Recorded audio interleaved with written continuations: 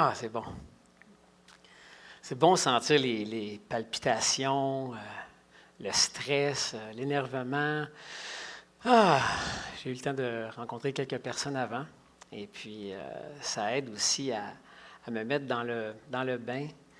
On parle de justement liens et ancrage. Bien, les liens et les ancrages ont tous déjà été faits avec certaines personnes. Puis, c'est un honneur pour moi d'être ici avec vous ce soir. Et déjà d'être habité. Et déjà d'être habité par une belle émotion qui m'habite à chaque fois que j'ai l'occasion de partager ces liens extraordinairement puissants et qui survivent à la mort d'un proche.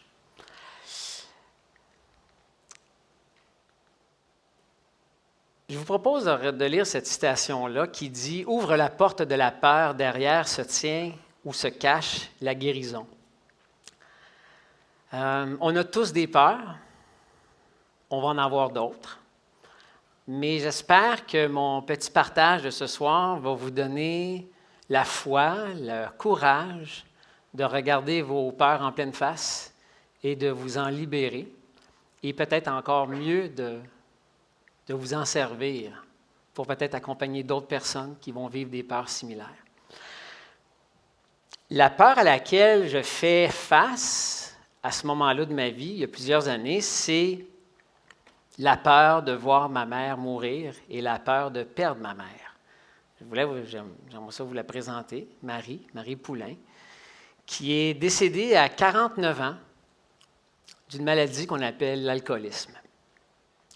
Pour ceux et celles qui me connaissent, vous connaissez peut-être mon père, Jean Lapointe. Jean Lapointe qui a souffert d'alcoolisme et qui a même donné son nom à une fondation, à une maison, pour aider d'autres alcooliques comme lui. C'est plutôt ironique de voir une femme, la sienne, ma mère, mourir lentement d'une maladie qui aurait pu tuer mon père. Mais mon père, comme un chat, il a plusieurs vies, puis s'en est toujours ressorti. Il a toujours rebondi après ses rechutes. Mais pas maman.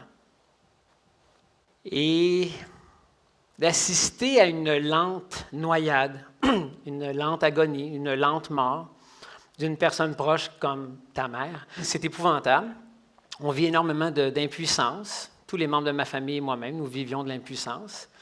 Et puis, en même temps, moi j'ai 26 ans à ce moment-là. Et je vois ma mère tranquillement s'en aller vers la mort, et il y a une partie de moi qui le voit et qui ne l'accepte pas, qui est dans le déni total et qui ne veut pas le voir. Mais il y a une autre partie de moi, c'est le petit Jean-Marie, qui ne veut pas perdre sa mère, qui ne veut pas qu'elle l'abandonne. Alors j'étais dans cette dualité-là tout le long des derniers mois et des dernières semaines de la vie de ma mère. Et à son entrée ultime, dernière à l'hôpital, ça n'a pas été très, très long, quelques jours, où on a dû se rendre à l'évidence que maman allait mourir. Mais il y a quelque chose en moi qui ne l'acceptait pas, qui ne voulait pas le voir. Et je ne pouvais même pas imaginer ma vie sans ma mère. C'était une grande peur. Arrivent les dernières heures du vivant de maman. Je suis à son chevet. J'ai ma copine de l'époque qui est présente. Et il y a ma sœur Maryse, ma grande sœur, qui est là. Et on voit ma mère qui commence à arrêter de respirer. Elle fait de l'apnée. Si vous avez déjà accompagné quelqu'un dans la mort, vous savez ce que c'est quand une personne arrête de respirer pendant quelques secondes et pouf, la respiration repart. Mais je vous le dis qu'à chaque fois que ma mère arrêtait de respirer, moi, je pensais que ma mère mourait.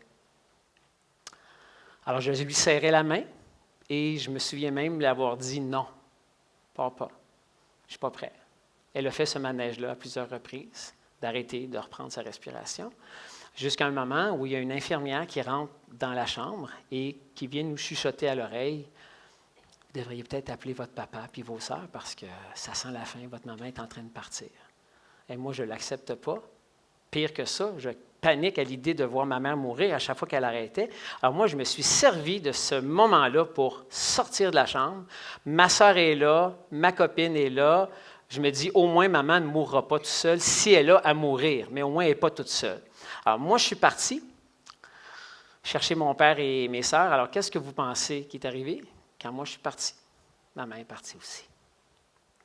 Alors, je suis revenu 1 heure plus tard avec mon père et mes sœurs, et en rentrant dans la chambre, j'ai vu le corps inerte de ma mère, et j'y crois encore que c'est possible qu'elle ne soit pas morte, mais non, elle est décédée.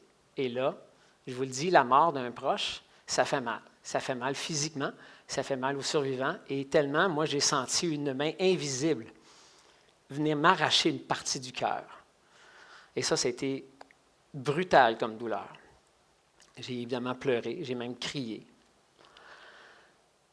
Les jours ont passé, les semaines, les mois, et je revois encore dans ma tête l'image de maman sur son lit, morte. Puis il y a quelque chose qui déconnecte un petit peu dans ma tête. Je me dis, ah, mais c'est maman, c'est son corps, mais c'est pas maman. Donc, qu'est-ce qui faisait que c'était maman quelques secondes avant, puis là, c'est plus maman? Je me dis, est-ce que c'est l'âme? Une fois qu'on meurt, est-ce qu'on va quelque part? Donc, j'ai commencé à me questionner sur la vie après la mort, justement. Et ça m'a amené à me questionner tellement que j'ai lu plein de livres là-dessus, et j'ai senti aussi un élan m'habiter de faire de l'accompagnement de fin de vie chez les enfants et les adolescents, plusieurs années plus tard.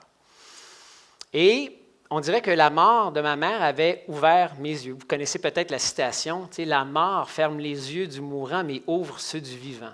Alors moi, j'ai les yeux qui se sont ouverts grands sur la vie. Alors j'ai commencé avec l'organisme Leucan, avec Sainte-Justine, avec des formations, des cours et tout ça, prendre une formation pour accompagner les enfants et les adolescents.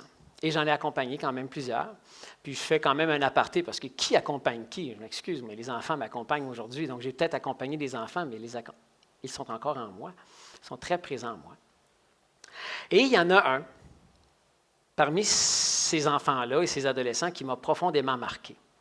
Mais juste avant de vous présenter ce garçon-là, jamais j'avais eu l'occasion d'accompagner quelqu'un jusqu'au bout, jusqu'à la fin, jusqu'à sa dernière respiration. Ça ne m'était jamais arrivé.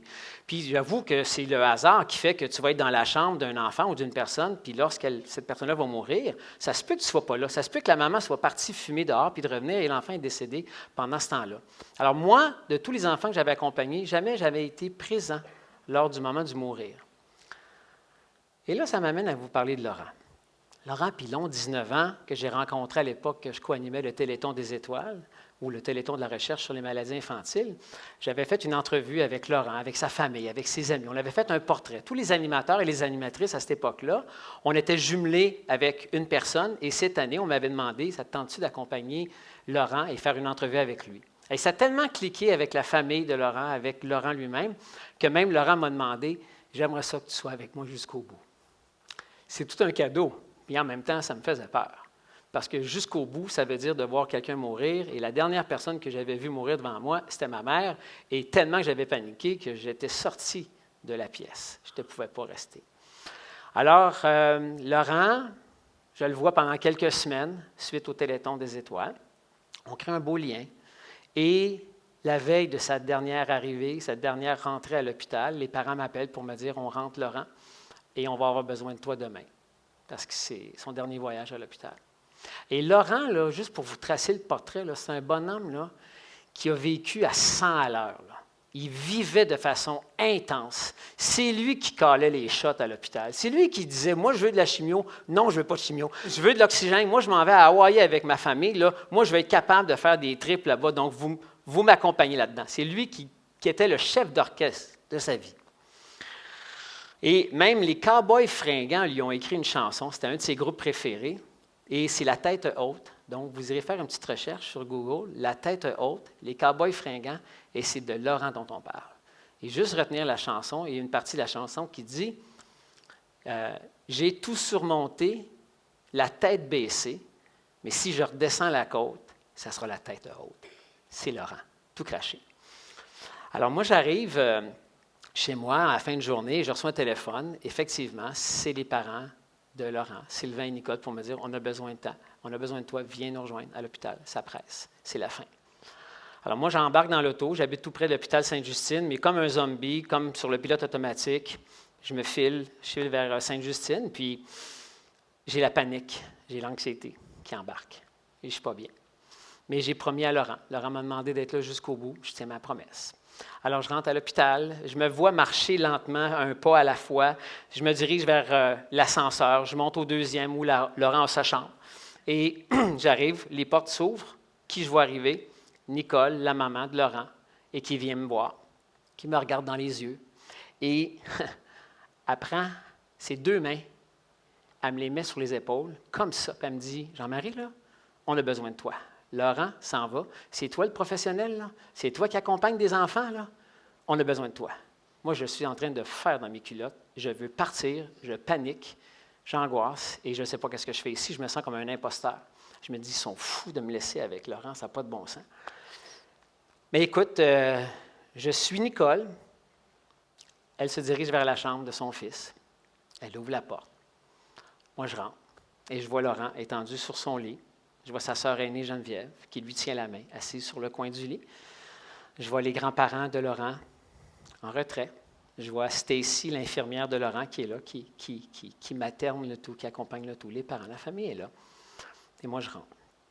Et j'ai peur. Je ne veux pas rentrer. Souvenez-vous de cette phrase-là. Ouvre la porte de la peur, derrière se tient la guérison. Alors, cette porte-là s'est ouverte et je suis arrivé. Et là, je vois Laurent, mais je vois tout le monde. Et je sens la tension, évidemment, d'une famille qui va perdre leur fils. Puis n'oubliez pas qu'en plus, Laurent a un jeune frère qui a eu un autre cancer quelque temps avant, mais là, lui, il va bien, il est en rémission. Alors là, il y en a un qui est en train de mourir et c'est Laurent. Alors je m'installe et je regarde la scène et je vois Laurent. Qu'est-ce que vous pensez qui se passe? Il fait de l'apnée, comme maman. Il commence à respirer, il expire et là, ça s'arrête. Moi, je panique. Tout le monde panique. Surtout Geneviève. Geneviève, la sœur aînée de Laurent, elle est assise sur le coin. Elle prend la main de Laurent et elle le serre fort, fort, fort. J'y vois les épaules monter tellement qu'elle panique. Alors moi, je panique. Geneviève panique. Mais là, il s'est passé de quoi? J'ai comme oublié ma panique. Je ne l'ai même pas faite par exprès. Ça s'est fait tout seul. Et je me suis focusé vers Geneviève qui avait besoin de moi. Alors, je suis arrivé, je me suis levé et j'ai mis mes deux mains sur les épaules de Geneviève qui était haute, qui était en panique. Et j'ai juste flatté le dos, comme on flatte le dos d'un enfant qui vient de faire un cauchemar. Puis j'ai dit, non, c'est correct, Geneviève, je suis là. J'ai juste fait ça tout doucement. Et j'ai senti les épaules de Geneviève descendre. J'ai senti sa respiration reprendre. Et moi aussi. J'ai repris ma respiration. Puis on a regardé Laurent. Et Laurent a repris une autre inspiration. Il a expiré. Quelques secondes. Il reprend une autre respiration. Il expire. Puis on l'attend. On regarde Laurent. On est pendu à son souffle. Le souffle ne reprend pas. Stacy, l'infirmière, regarde Laurent, prend les signes vitaux. Elle nous regarde. Si Laurent est parti, tout doucement comme ça.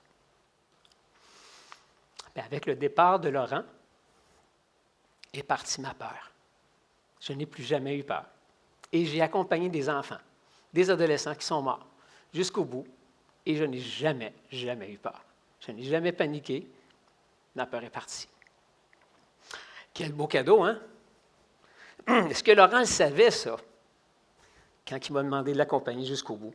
Est-ce qu'il y avait une intuition, qu'en me demandant de l'accompagner, qui m'offrait ce cadeau-là? Je ne le saurai jamais. Par contre, je suis éternellement reconnaissant envers Laurent. Alors, tu sais, ouvre la porte de la peur, derrière se cache la guérison. Dans certains cas, la peur, c'est toi qui vas l'ouvrir. La porte de la peur, c'est toi qui vas rentrer dans la porte, tu vas la défoncer. Des fois, c'est quelqu'un d'autre qui va l'ouvrir pour toi. Puis une fois que la porte est ouverte, il y a des gens qui vont peut-être te pousser de force, comme un saut en parachute. L'instructeur, des fois, il va dire « arrête de glander, saute ».